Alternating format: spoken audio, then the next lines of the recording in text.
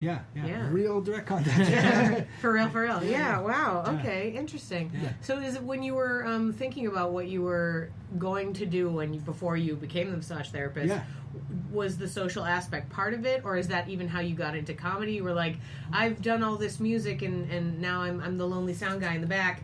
How can I talk to people? Was the social aspect an important part of that? Absolutely. Like getting into improv was like directly at that time period where I was like, wait, being behind the computer, I'm pretty isolated.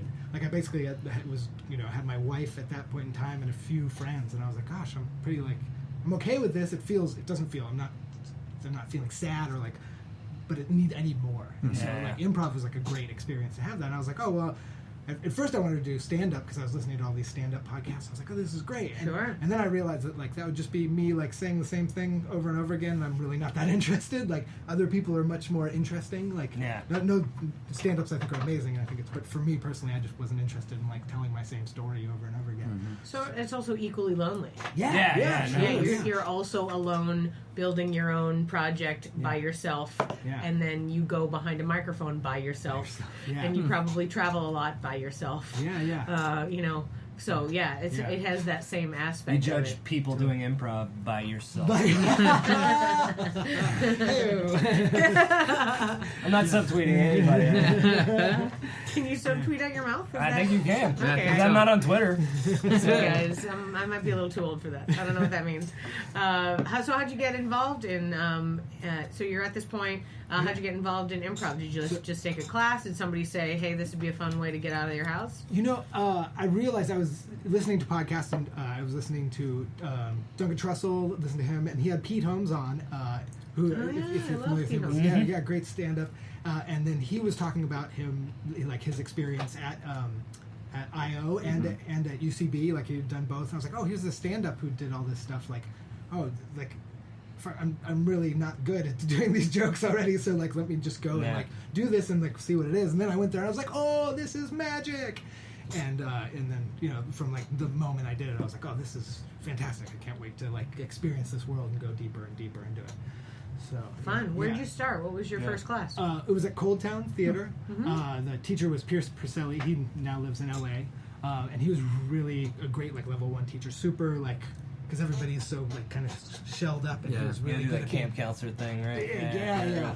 So he was fantastic, and being in the room with just like, okay, here's somebody who's like, this is their only time they get out of the house because they have a 3-year-old kid, and here's somebody who's 16, and they're just like trying to build up acting chops, and here's this, this is the whole thing. I was like, oh, whoa, this is cool that it's like this Breakfast Clubby thing going on, and then we're all being adults playing games. I was like, this is really like a magical thing. So it kind of like dove in like pretty quick right off the bat to being like kind of in love with it. I was like, yeah, it was like playing around again. Like I remember thinking like it was a point where I was only using my imagination to basically masturbate. Hey, Wendell's mom. Now, like before I started doing improv, like I had a really big imagination as a kid, and then life beats that out of you, and you start trying to. I mean, it can if performance isn't like an opportunity that your surroundings provide. You kind of. I guess you're right. I was like, we all live in our imagination all the time. No, yeah, now around this table, and we also live in like a magic little pixie land. You're right. You're right. So it's like but growing up where I did, it's like that was pretty much just not a possibility once I hit high school, and I just kind of got out of the idea. And so your imagination sort of fizzles out, and you just use it at the times that you can, and most of the time that was in my private time until I started doing improv again. And I was like, oh yeah, no, I can just let it expand, and because I was really getting angry that my imagination was literally only going to the gross thing. In my head, it was still fun, weird, wacky stuff that was going on in your fantasy. Oh yeah, no, real bombastic, like very like the crap out of it. Yeah, it was like every time it was like I was fucking a Dr. Seuss character. No.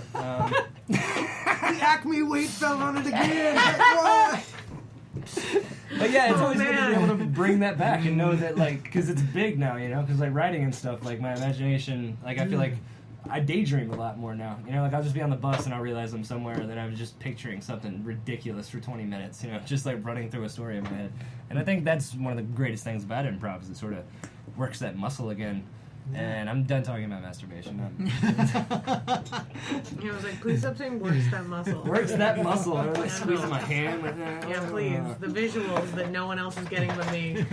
So when you massage people. No. Yeah, boy. Yeah, boy. This is not a good transition. How long ago was that when you started doing improv? Oh gosh, so that was Abrupt segue.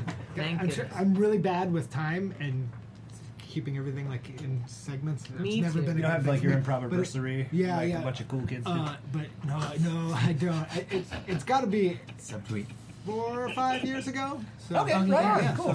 So I was like, yeah, like totally blown away and like Awesome. stoked to move. That was like maybe like a year after I'd moved to Austin. And I was like, oh, this doesn't happen in other cities or like many of the cities Right. I lived. I mean, I lived in San Francisco for like 5 years, and at that point there was no improv. You know, there was nothing there. So So you lived all over California, or Uh-huh. you like bounced around the U.S. in general? bounced around California. For Okay, the most part. right But on. then touring, I went all over across Yeah, the US, yeah, went yeah. across the U.S. like probably 6 times or something. Oh, wow. Yeah. Just Yeah, like doing the audio tech Do- gig, yeah, or like yeah, following. do- Okay, yeah, okay.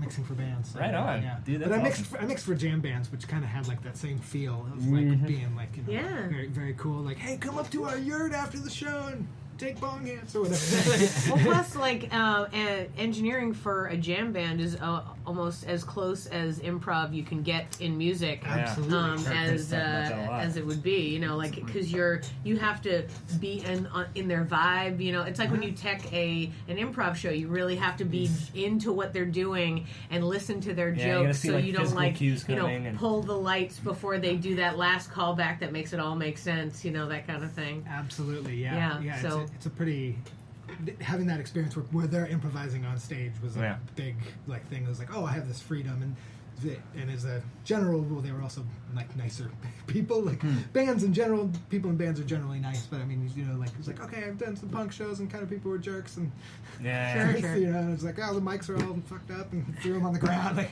I'll just work with these people, you know, like everybody's really nice and gives me hugs and smokes me out. And Yeah, this is doesn't really, throw bottles at your head. Yeah, that's great. Keeps ruining the mic. Thank you. Doing a great job. It's a long time. Total side note, the current, I think it's a Verizon commercial where they keep dropping mics in the commercial. Yeah. Both my husband and I get so mad, like, and it's like we can't stop the commercials because it's like on like Hulu or whatever. So we're just like, stop it!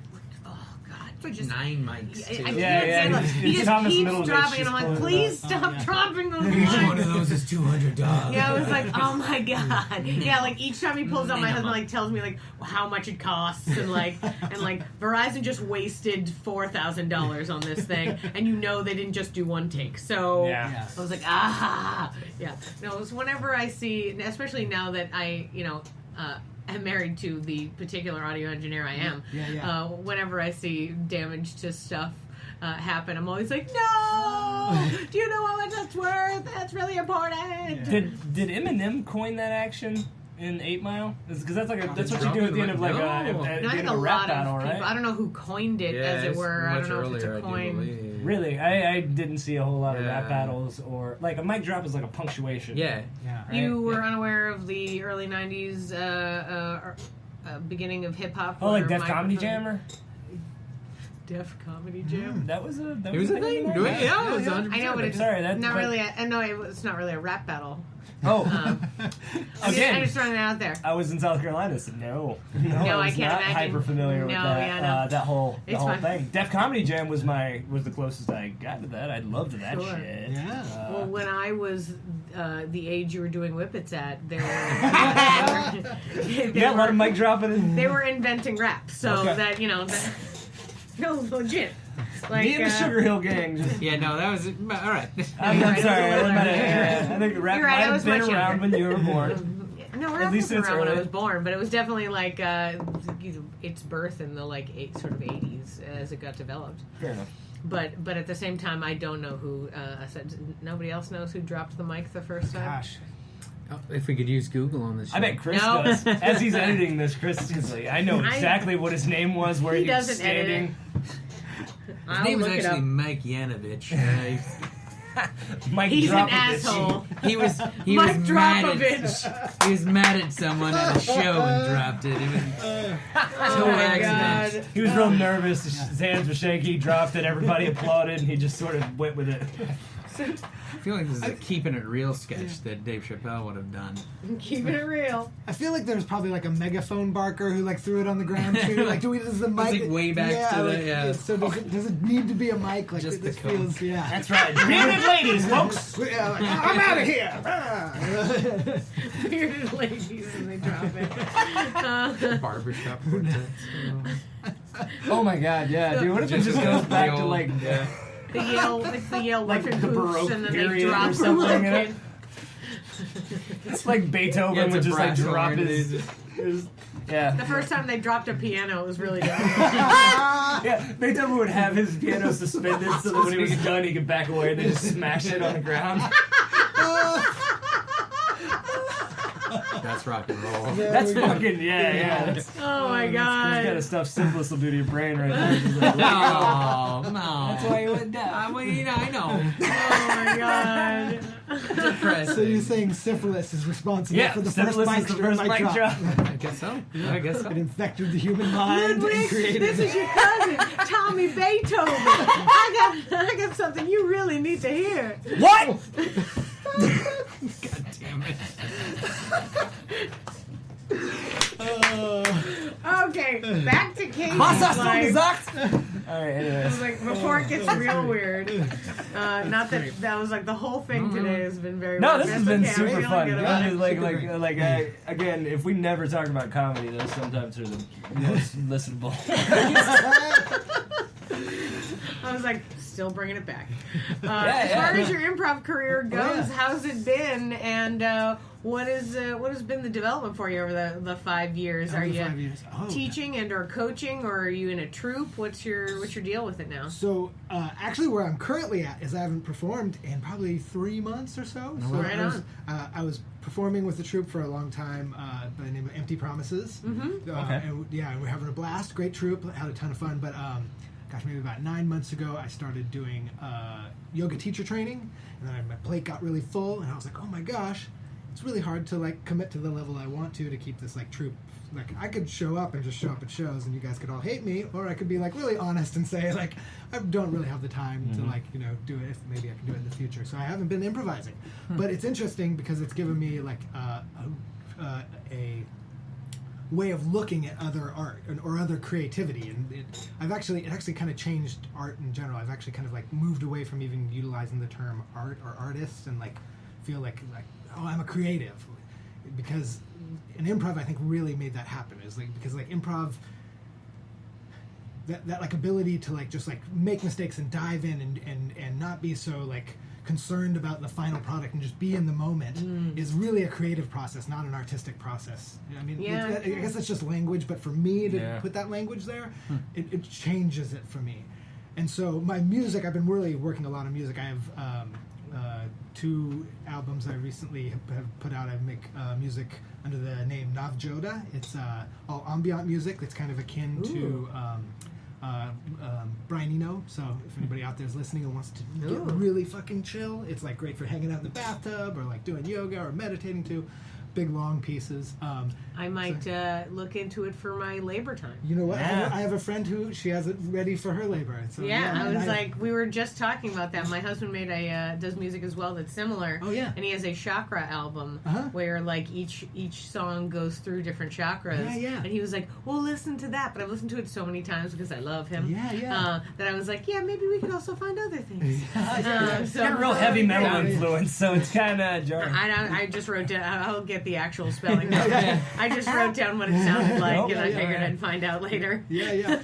It's also good after the children are born. I have plenty of friends who are parents who are like, send me pictures. They're like, your album was the only thing that made them sleep. You know, That's It's great, like, yeah. I'm like, all right, that's great. You know, so like, and I don't think I would have even like moved to like experiencing like writing in that genre or be inspired or like follow that fun for me if there wasn't for improv. I would have been like, oh, that's just a thing. Oh, are people into it? Well, is there an audience for that? What do I have to do? Oh, and like put all this stuff before it. But instead I was like, you know what? I'm going to write an ambient album. And I just did it. And then I was like, oh, this is the openness, like the openness of creativity, is for me is so much more open because of the tenets of improv and of experiencing improv. So even when I'm creating as a solo artist, it's a whole. My brain is wired differently. Like